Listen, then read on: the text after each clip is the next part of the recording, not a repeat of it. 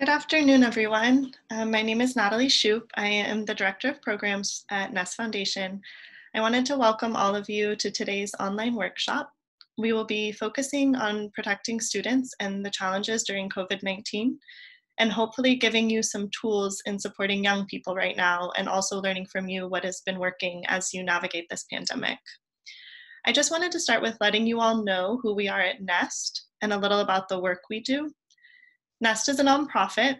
We are based in Los Angeles, but we work nationally, and we primarily provide educational programming focused on prevention of child sexual violence and exploitation. This includes youth-facing curricula, teacher training materials, parent resources, and student leadership opportunities. If you'd like to know more about the curriculum, please email me at natalie@nestfoundation.org, or you can visit our website to learn a little bit more there. I'll put my email and the Nest website address in the chat box after the presentation. We are finding ourselves at an unprecedented moment in time, and as an organization that focuses on supporting educators, teachers, and counselors and making sure that children are safe, we wanted to bring these virtual workshops to all of you just to reinforce some of the things you likely already know, and also to give you some new tools and insights. A couple of housekeeping notes before we get started.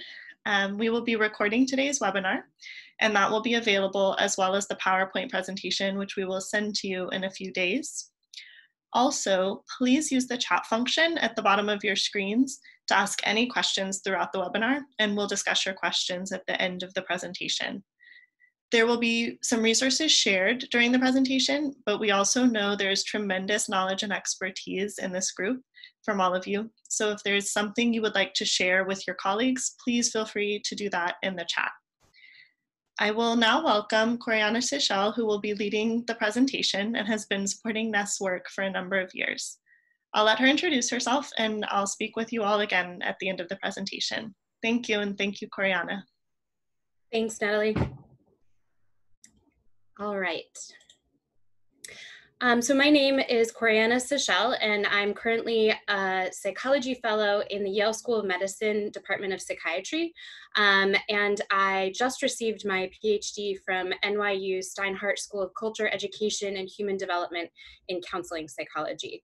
I've been working with Nest since 2016 on curriculum development and evaluation as a consultant. And I am glad to be here with you today, although as Natalie said, we find ourselves in some very difficult times. I want to take a moment to thank the incredible teachers and researchers across the country whose work and wisdom made this presentation possible. When Nest approached me to put something together to support educators during COVID, these individuals were extremely generous with their time and experience. So many thanks to all of them. I also want to thank all of you for the thoughtful questions and concerns you sent in with your registrations. Given our time limitations, I won't be able to address each and every issue that you raised, so please feel free to bring things up in our discussion afterward or by using the chat, as Natalie mentioned. There's also going to be a survey link available after this Zoom is completed, and I really hope that you'll take a moment to complete that survey link. The survey is just a few questions long, and it will give you an opportunity to share suggestions and request additional information. So today, our objectives are threefold. First, we're going to talk about child sexual and physical abuse during the pandemic. Next, we'll discuss some strategies for preventing, detecting, and responding to possible risk. And then we'll spend some time on self-care and compassion fatigue. In order to facilitate audience participation, I'm going to use a few different Zoom features. And I also encourage you to share any questions or thoughts using the chat or Q&A function in Zoom.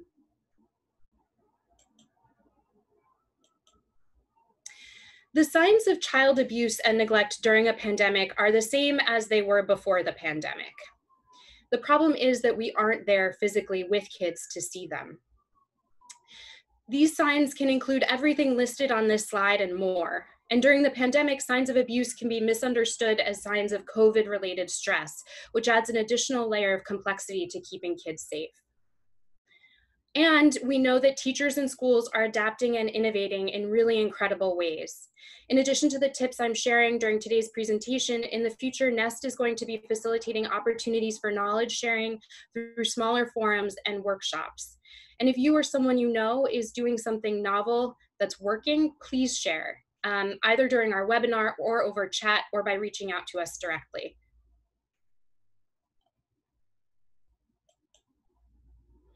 So here is our first poll.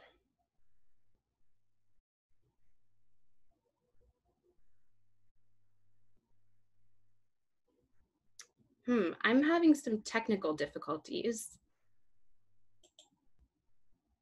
Natalie, I'm not seeing the, oh, there it is. Wonderful.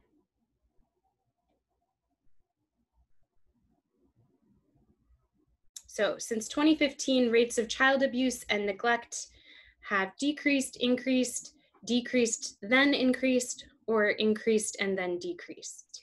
Just take your best guess.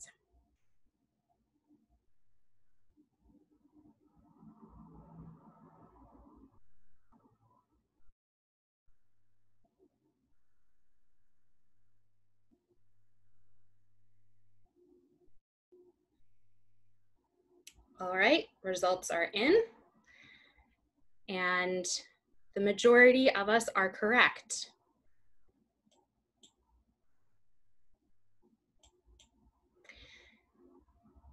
New federal child abuse and neglect data released in January 2020 showed an increase in the number of victims who suffered maltreatment for the first time since 2015. So that means that those of you who selected number 3, you were correct. In the face of COVID-19, all of that is likely to get worse.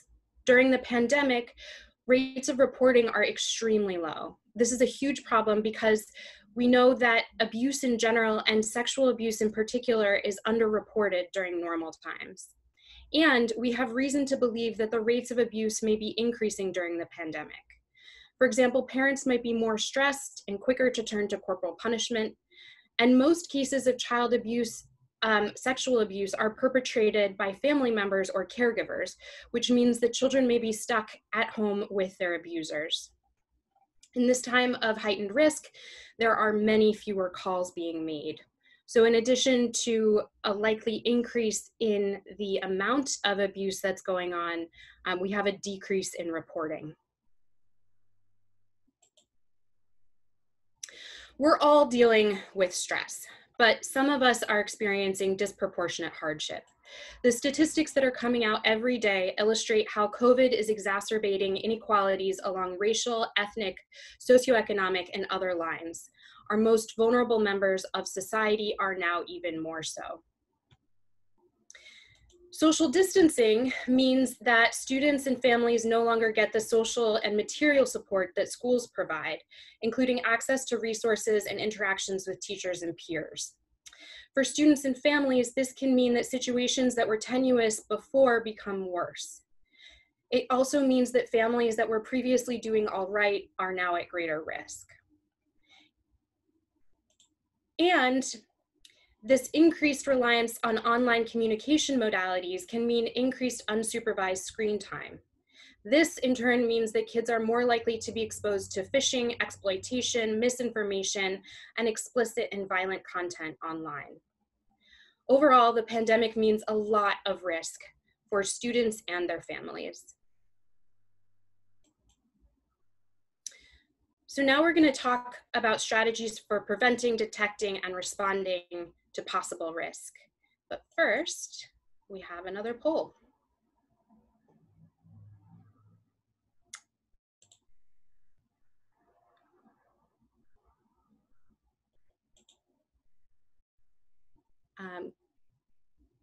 And there it is.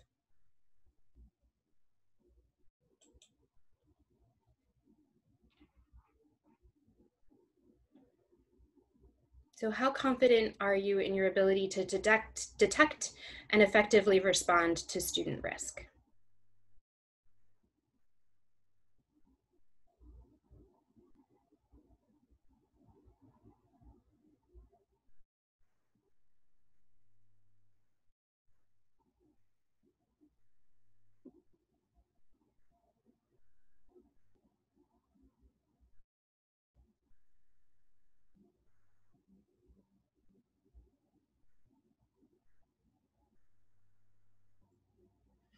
So we have a pretty confident group.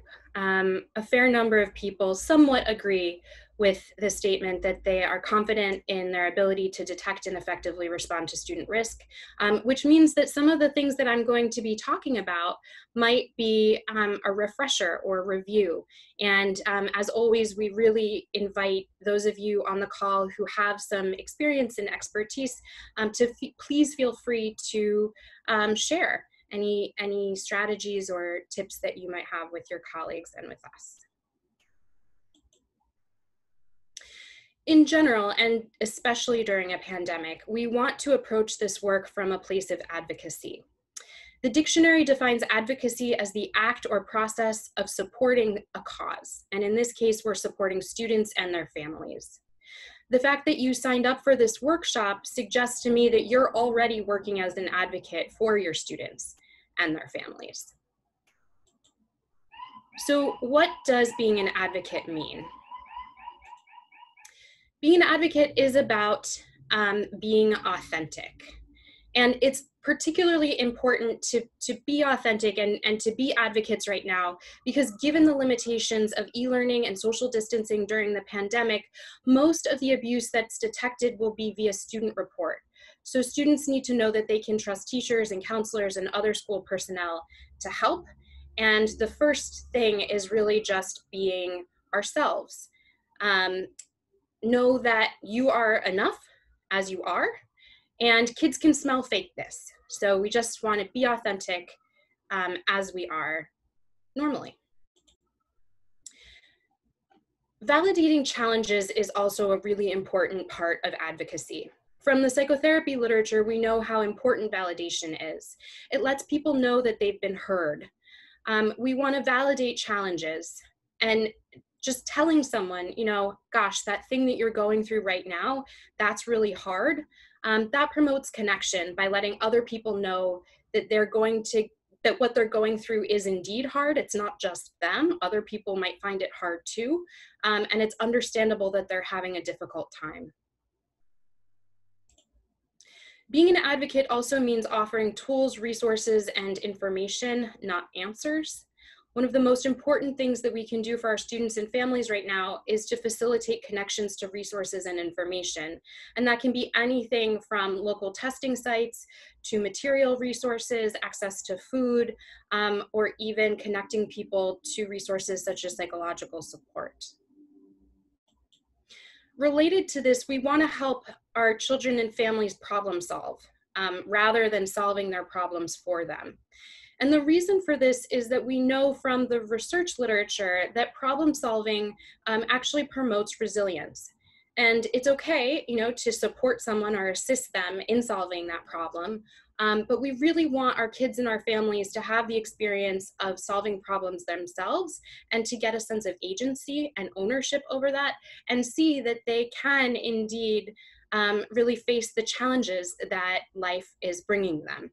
So it's very important, as tempting as it can be sometimes to just solve a problem for someone.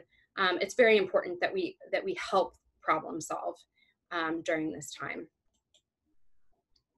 It's also important to be flexible and sensitive. We're all seeing into students and coworkers' houses and homes, and we all come from different cultural backgrounds. Things that might be normative or just unremarkable to some of us might seem strange to others. So being flexible and sensitive is a core part of being an advocate. And last but not least, as advocates, we need to be accountable. That means that if you tell a student that you're going to call them back at 2 on Tuesday with information about a local food bank, you need to call them back at 2 on Tuesday. If for some reason you weren't able to get that information for them, that's okay, we're all humans. But it means that you call them back at 2 on Tuesday and you just say, hey, you know, it's gonna take me a little longer to get that information for you, but I'm on it and we'll figure this out together. Being accountable lets people know that they can depend on us and trust us.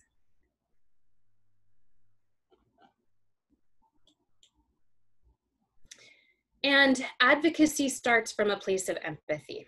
So I'm going to show you a quick video on empathy.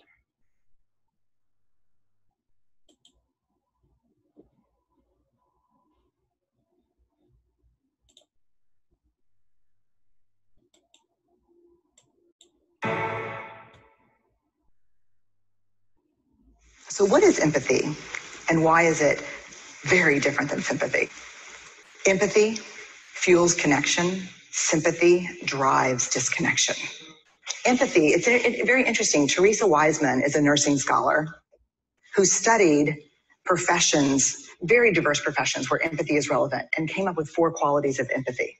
Perspective taking, the ability to take the perspective of another person or recognize their perspective as their truth. Staying out of judgment, not easy when you enjoy it as much as most of us do.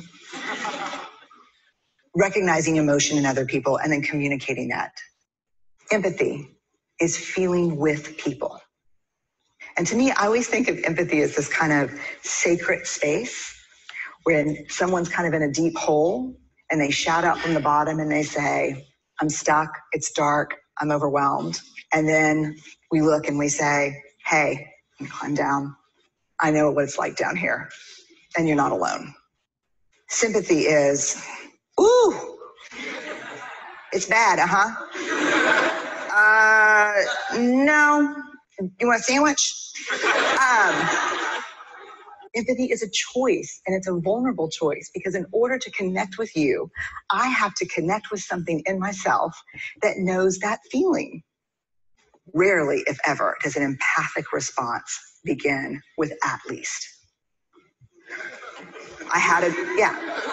And we do it all the time, because you know what? Someone just shared something with us that's incredibly painful, and we're trying to silver lining it.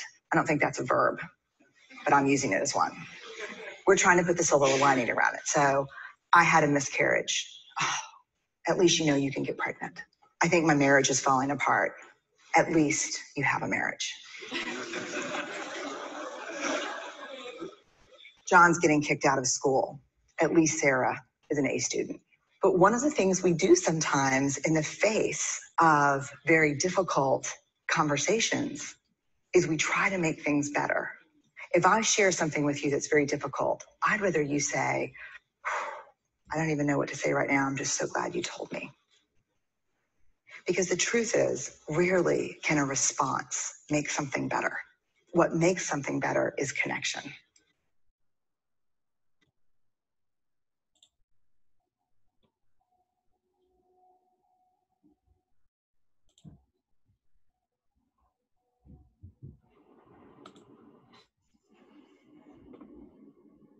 All right. Bear with me as I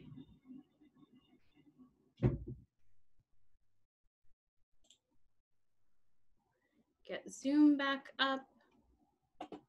Oh my goodness, where is the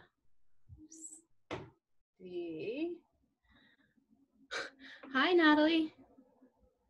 I'm having a hard time finding where my camera is. Oh, thank you. All right, here we go.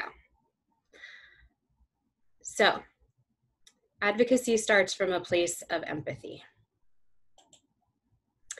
As a researcher, I think about different tiers of intervention. And when we think about preventing, detecting, and responding to possible risk during the pandemic, this tiered approach can be really helpful. So tier 1, or universal interventions, are for all students. These interventions are focused on preventing, cultivating resilience, and also supporting students in healthy coping. Putting fluoride in the water is an example of a tier 1 intervention to promote dental health. So some schools, for example, teach the NEST curriculum to all 10th graders. That's a tier 1 intervention because everyone is getting it. So too is a school-wide implementation of a socio-emotional learning curriculum. Tier 2, or selective interventions, target kids who are at risk. We suspect that there might be a problem there, or perhaps one is developing. For example, a number of years ago, I worked with community partners to develop and evaluate an intervention to prevent the escalation of online altercations into real-world violence among youth who are at risk for gang involvement. Our intervention specifically targeted kids who we suspected might be gang involved or who were likely to become gang involved. This made it a tier 2 intervention. It wasn't for everyone. Finally, tier 3, or indicated interventions, are used when we know for a fact that there's a problem. In a classroom context, perhaps you identify a student as really struggling with math, so they have an IEP with specific measures put into place to support them in learning. We know that there's a confirmed problem and we do something to respond to it. That's tier 3. So we're going to start out today talking about tier 1 and prevention. Prevention is about prioritizing safety and support, wrapping around students and families during this time. The vast majority of teachers and families want the same thing, which is for kids to thrive.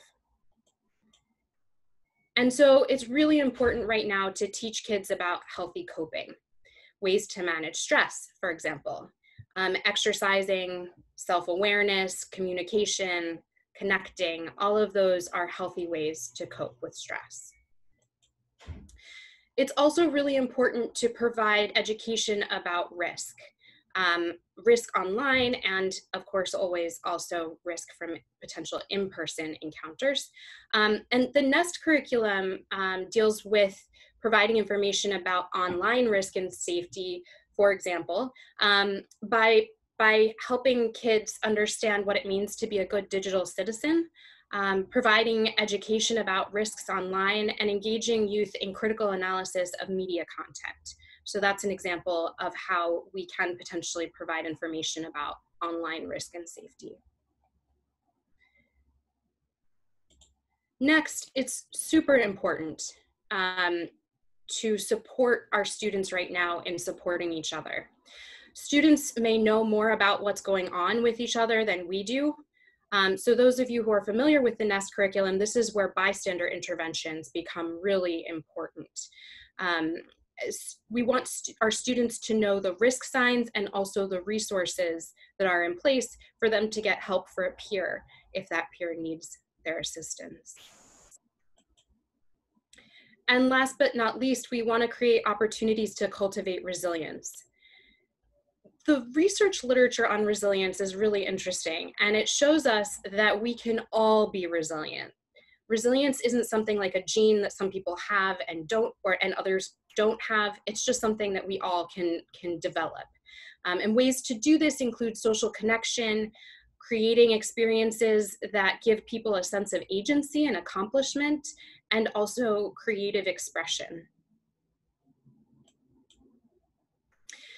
The NEST resources website, which I'll link to at the end of this presentation, has a plethora of wonderful resources, including these two, which are tier 1 resources.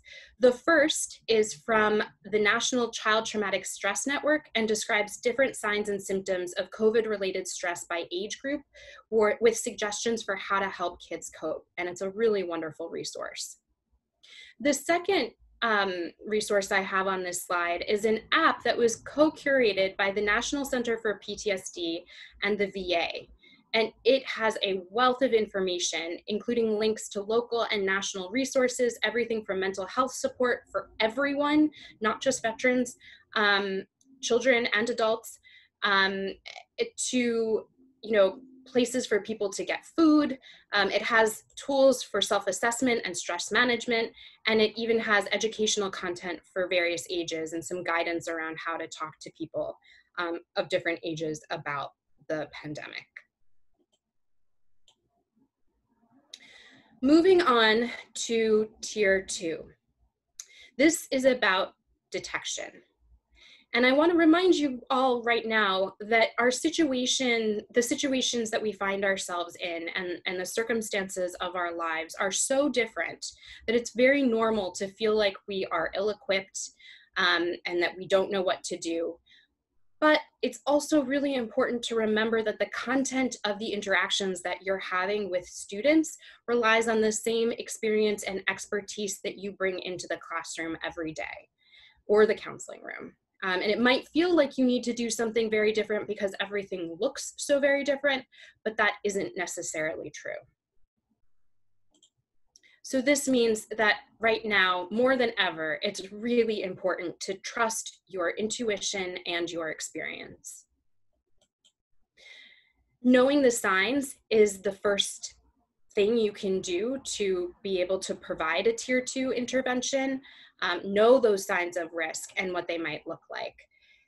And then we need to provide information to our students and our families. We need to provide information about what constitutes abuse and the resources that exist to help kids. This is important because kids may not know that what's happening to them isn't okay. And if they don't know that there's help out there, they might not ask for it.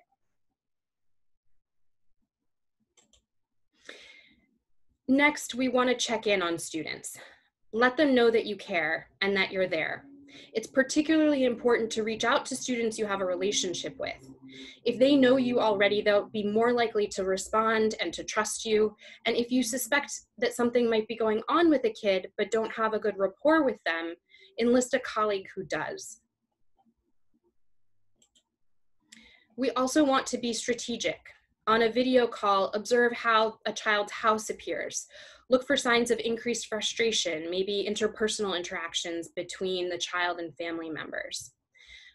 Just as we want to use video calls as a way to see into homes to potentially find signs of abuse or neglect, we also want to think about our use of technology in keeping students safe.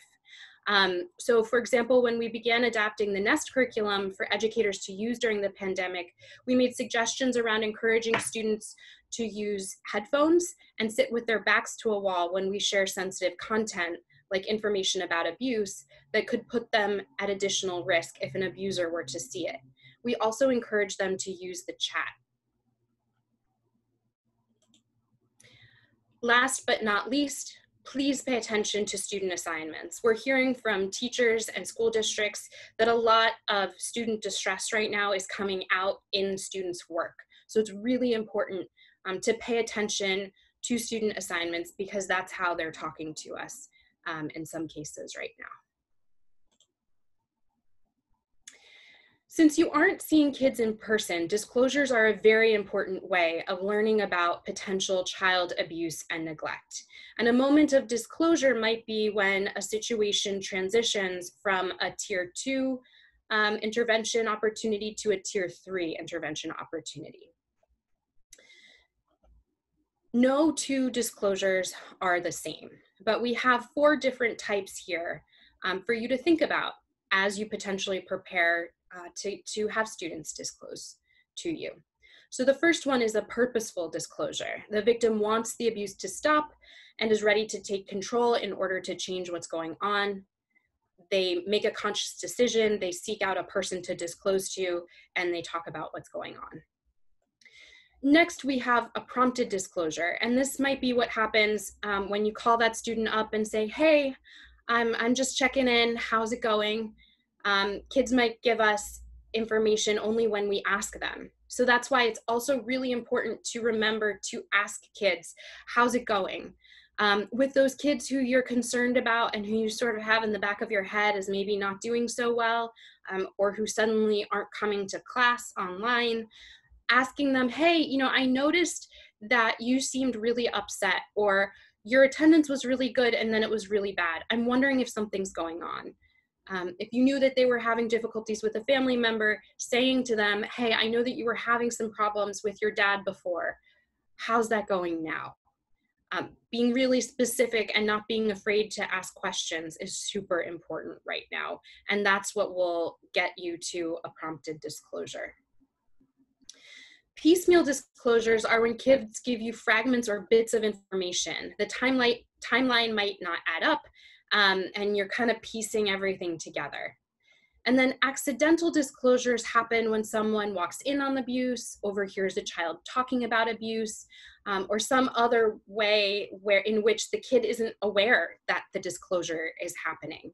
And it's important to remember that especially in cases of accidental disclosure, but also sometimes with piecemeal disclosures, kids might not be ready to talk about the abuse in these cases. So it's super important, especially in those cases, to really rely on our skills as advocates to support students in sharing the information that they need to share so that they can get the help that they need. The main point of all of this is that there's no one type of disclosure. You might have a disclosure that catches you off guard. You might put together bits of information and then realize you need to make a report after an interaction with a child, and some kids may never disclose. So responding to disclosures, this brings us to tier 3. And this is a balancing act between your responsibility to report and the potential needs of the child who has disclosed. During the disclosure and follow-up process, we want to validate and support our students, letting them know that we hear them, that what happened to them isn't okay, that we're so glad that they told us, and that we're here to help them get the support that they need. We also want to offer options. This gives students a sense of control and agency. And of course, you're not going to ask a student, do you want me to report this or not report this? If a report needs to be made, it gets made.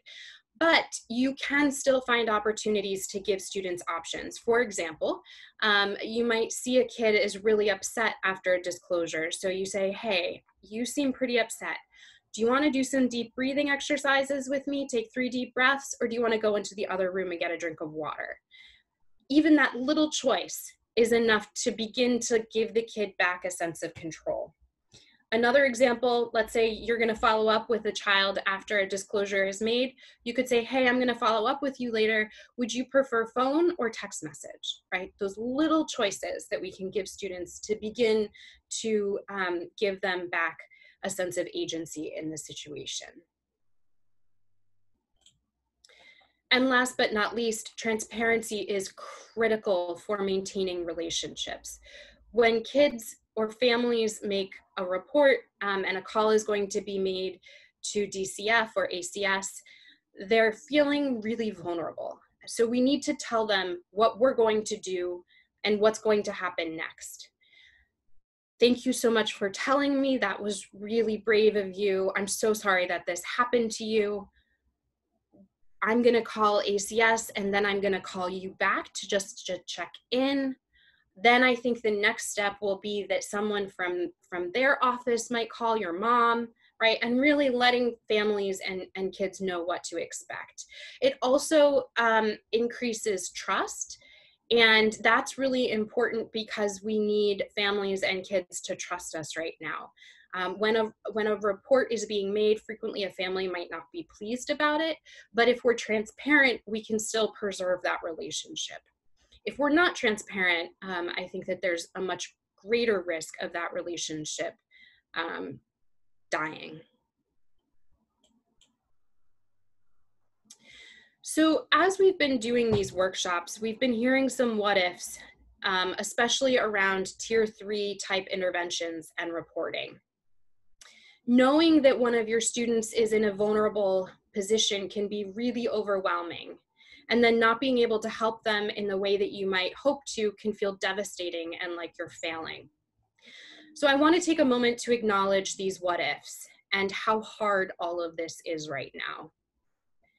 And also there are absolutely things that you can do. So what if you make a report and nothing happens? You can follow up. What if you make the report and they close the case?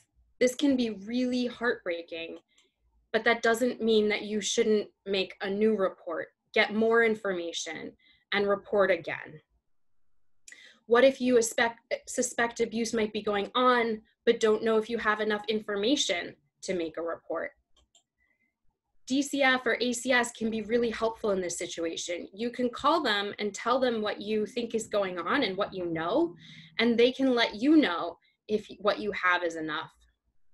And last but not least, if you're worried about kids who you haven't been able to get contact with, it's so important to get eyes on them right now. We're hearing stories of teachers knocking on doors and doing drive-bys. Whatever it takes, we really need to make sure that kids are accounted for and that we know that they're okay.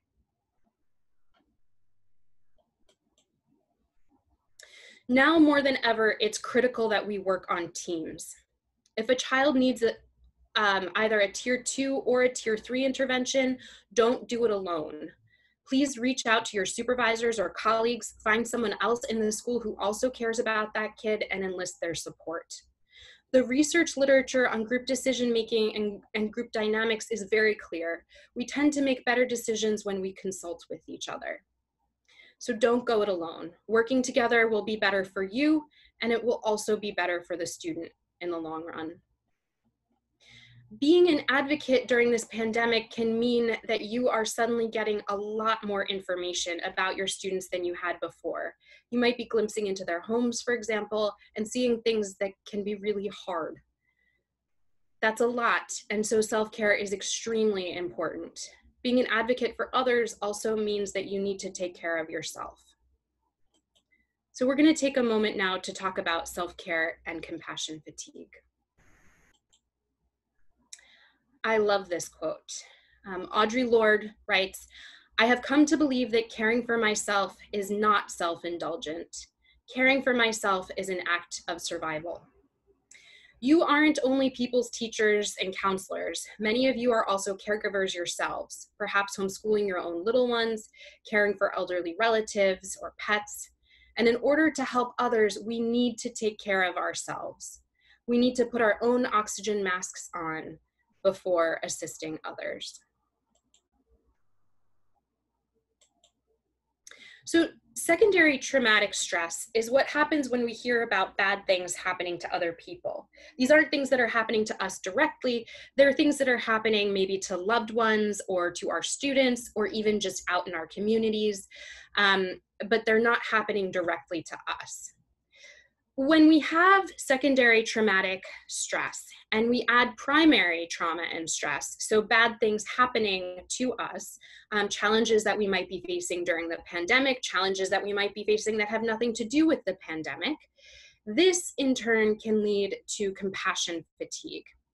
And compassion fatigue is that thing that happens when you just can't do anymore. You might feel exhausted or frustrated, angry, depressed. It's the opposite of what we call compassion satisfaction, which is the joy we derive from being in professions where we provide care and support others, for example, through teaching. Compassion fatigue, in turn, can lead to burnout. Burnout can come from feeling overwhelmed, like we can't make a difference, like it's all just too much and we can't do it anymore. This graphic is really great, and it comes from the Compassion and Resilience Toolkit, which has wonderful resources for educators, schools, and families. We may start out as zealots, out to save the world, but after a little bit, we're likely to find ourselves becoming increasingly irritable and withdrawing, possibly from those who help us take care of ourselves. And then that zombie phase sets in, when everything feels overwhelming and too much, and even though we're already withdrawing, we just can't sustain it. And at that point, we either refuel and practice compassion resilience, or we leave the professions that we're in because they're coming at too much of a cost, and we just can't do it anymore. So we have our last poll. Which type of self-care are you relying on most during this pandemic?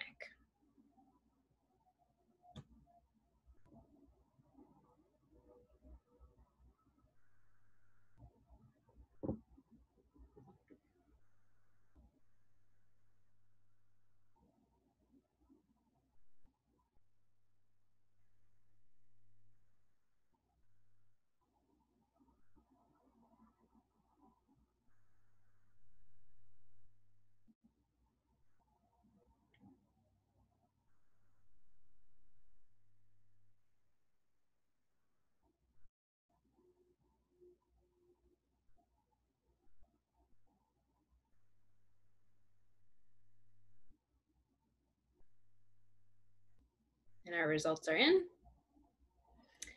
All right. We've got some practical self-care people. The winner is physical self-care, but we've also got some folks doing mental self-care and social self-care and spiritual self-care. And I imagine that some of you are probably doing more than one, which is great. So I'm going to take you quickly through a self-care assessment. But I encourage you to spend some more time on this. This self-care assessment is available on the NEST resources page, and it can be a helpful tool as we think about really taking care of ourselves during this time. And so please do, give yourself a minute on this. The first thing we want to think about is what self-care practice we did in the past that really worked, but maybe that we're no longer doing. So for example, I used to run, but then I stopped because it got really cold. Next, we want to ask what we're doing in the present that's working. Do you think that you'll continue that thing that you're doing right now? What could interfere with you? What could get in the way of you continuing it? And then last, what is one self-care practice that you would like to try to commit to in the future? Maybe it's that thing that you did before and that you stopped. Maybe it's something new, or maybe you're just committing to continuing the self-care practice that you were already doing. And if you feel like, I don't know where to start, don't worry, this slide is for you. Our first possible way to take care of ourselves is to connect with others. Social connection and support is so important during this time. And if you're a little skeptical of all these Zoom happy hours and Zoom meetings and Zoom birthday parties, I hear you, I am too, or I was too, but then I went to some and it was really nice just to be able to see the people I love and to connect in that way. It's also really important right now that we rely on rituals and routines. So whatever that is for you, maybe it's getting up at the same time every day, eating your same breakfast that you usually have. Whatever that is, we can really find solace right now in those healthy rituals and routines. It's also really important to remember our values and let that guide us. I imagine that all of you on this call today became teachers or counselors because of some of the values that you hold very dear. So remember those values and remind yourself of them. It's also super important for each of us to remember that we don't need to cope the same way other people are. I think with social media, it can be really easy to compare ourselves to other people, either, oh, wow, I'm doing so much better than this person, or how did that person get that amazing sourdough loaf, whatever the case may be. But it's really important right now to put on some blinders. My way of coping and my version of that balance might be different from my partner's or my sister's or my neighbor's, and that's okay. It's also a great moment to practice self-awareness, and that's what mindfulness is. Some people practice mindfulness by using their 5 senses or using an app or meditating, but just being aware of ourselves in the present moment, paying attention to our thoughts and feelings without judgment, that's mindfulness and self-awareness. Gratitude is another really great one right now. What are the things that we're grateful for? I've started adding them at the top of my to-do list every day, just 3 things. And that's been a nice reminder of the things in my life that I feel fortunate about. And last but not least, just laugh. It makes a difference. Watch a funny movie, get a kid to tell you a joke. Call a friend and recollect about something funny that happened before. Just let yourself laugh.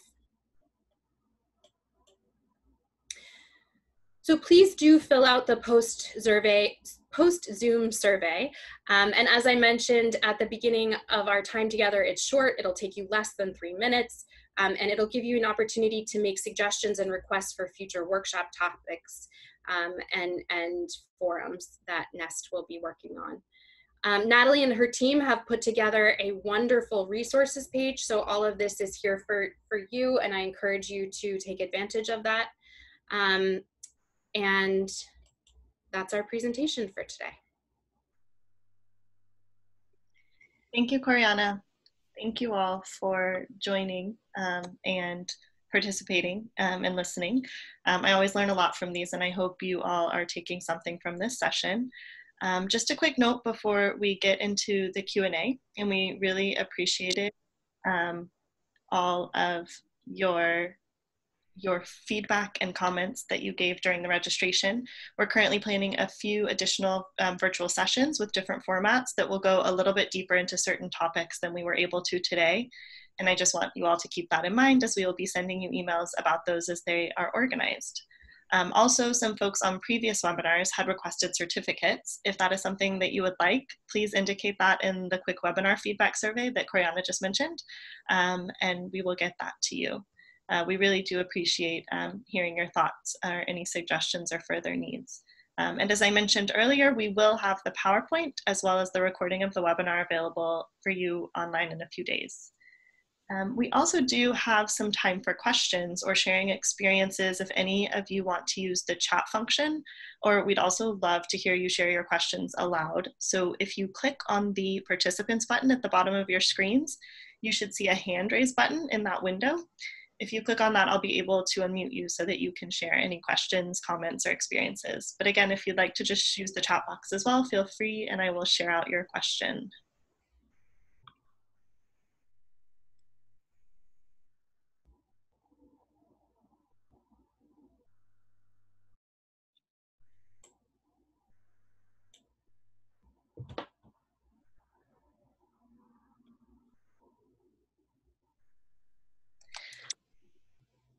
Yeah, do you have a question, Natalie?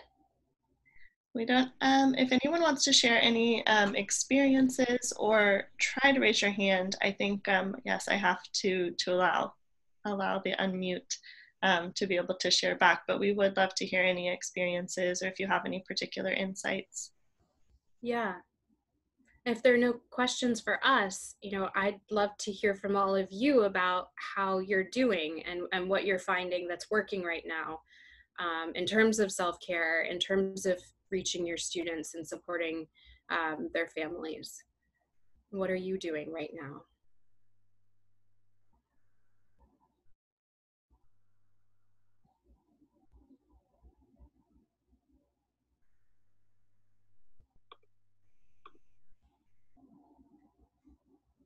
We don't have any raised hands or anyone who'd like to share. I just want to thank you all again so much for your work and for joining us. Corianna, I don't know if you have any final words to share. I see in the chat box here, someone said that they are using exercise for self-care. And that's a really great thing. It's free, right? And we can all do it. Getting outside can be really nice during these times also. I don't have anything else. Thank you all for coming, and thank you so much to Natalie and your team for having me. It's been lovely. Thank you. Thank you, everyone, and have a good rest of your week. And please reach out if we can support you in any additional way. Okay. Thank you. Bye.